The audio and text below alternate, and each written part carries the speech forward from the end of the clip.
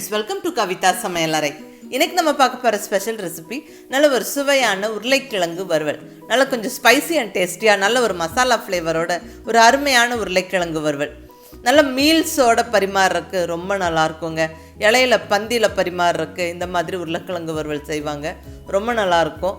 So நல்ல ஒரு கல்யாண வீட்டு உருளைக்கிழங்கு வறுவல் ரெசிபி இன்றைக்கி பார்க்க போகிறோம்.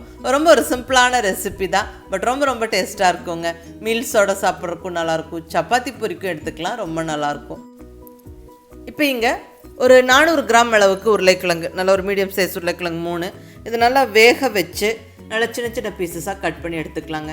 அதாவது ஒரு 90% வரைக்கும் வேக வச்சுக்கோங்க, ரொம்ப குழைய வேக வைக்க வேண்டாம். இந்த மாதிரி வேக வச்சு சின்ன சின்ன பீசஸாக கட் பண்ணி எடுத்து வச்சாச்சு. ஸோ உருளைக்கிழங்கு ரெடி, நம்ம வறுவல் செய்ய ஸ்டார்ட் பண்ணிடலாம். இங்கே ஸ்டவ்வில் ஒரு கடாய் வச்சு இதில் 2 டேபிள் ஸ்பூன் ஆயில் சேர்த்தாச்சுங்க. ஆயில் கொஞ்சம் சூடானதுக்கப்புறம் 1/2 டீஸ்பூன் அளவுக்கு சோம்பு போட்டு விட்டுறலாம். இந்த சோம்பு நல்லா கொஞ்சம் பொரிஞ்சு வரட்டும், நல்ல வாசனையாக இருக்கும். கூடவே நல்ல பொடியாக நறுக்குன்னு பூண்டு, ஒரு 7-8 பல் பூண்டு நல்ல பொடியாக நறுக்கி சேர்த்து விட்டுருவோம். இந்த ஆயிலில் நல்லா இந்த பூண்டு ஃப்ரை ஆகணும்.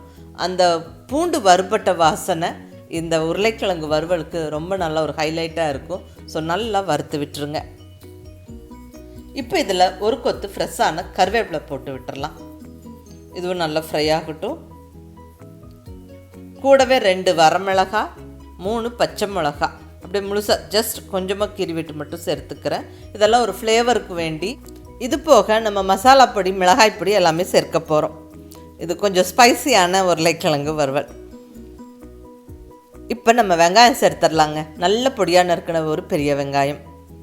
வெங்காயம் நல்லா கலர் மாறுற வரைக்கும் வதங்கட்டுங்க. ஸோ கொஞ்சம் பொறுமையாக வதக்கி விடுங்க.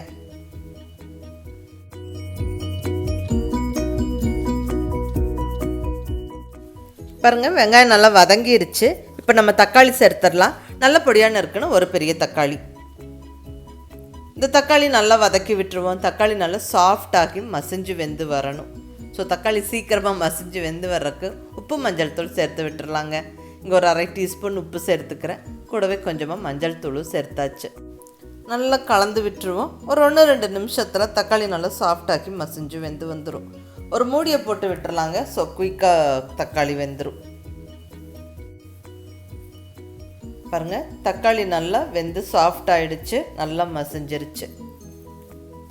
இப்போ இந்த ஸ்டேஜில் நம்ம மசாலா பொடியெல்லாம் ஒவ்வொன்றா போட்டு விட்டுறலாங்க.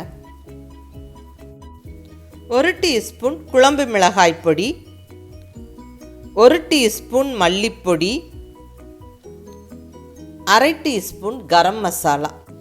கரம் மசாலா பொடியெல்லாம் ஆல்ரெடி அப்லோட் பண்ணிட்டேங்க, கீழே டிஸ்கிரிப்ஷனில் லிங்க் கொடுக்குறேன், வேணுங்கிறவங்க பார்த்துக்கோங்க. அடுத்ததாக கலருக்கு வேண்டி கொஞ்சமாக ஒரு 1/2 டீஸ்பூன் காஷ்மீரி சில்லி பவுடர் போட்டுக்கிறேன். இது காரம் கம்மியாக இருக்கும், பட் நல்லா கலர் கொடுக்கும், அதுக்கு வேண்டி ஆட் பண்ணிக்கிறேன். வேணுங்கிறவங்க சேர்த்துக்கோங்க, இல்லைன்னா ஸ்கிப் பண்ணிக்கலாம்.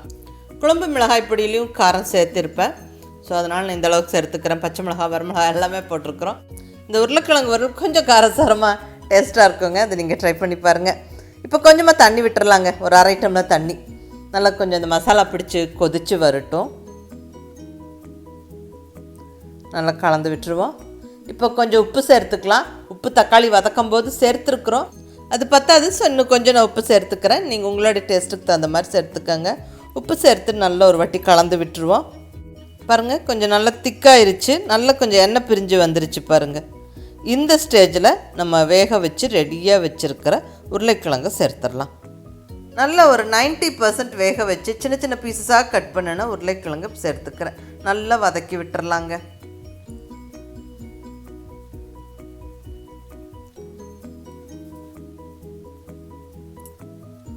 நல்லா இந்த மசாலா பிடிச்சி இன்னொரு 1-2 நிமிஷம் வதங்கி நல்லா கொஞ்சம் திக்காகட்டும். பாருங்கள், உருளைக்கிழங்கு நல்லா ரோஸ்ட் ஆயிடுச்சு, நல்லா அந்த எண்ணெய் பிரிஞ்சு வந்துருச்சு பாருங்கள். அவ்வளோதான். இந்த ஸ்டேஜில் கொஞ்சமாக பொடியான இருக்கிற கொத்தமல்லி இலையை தூவி விட்டுருவோம்.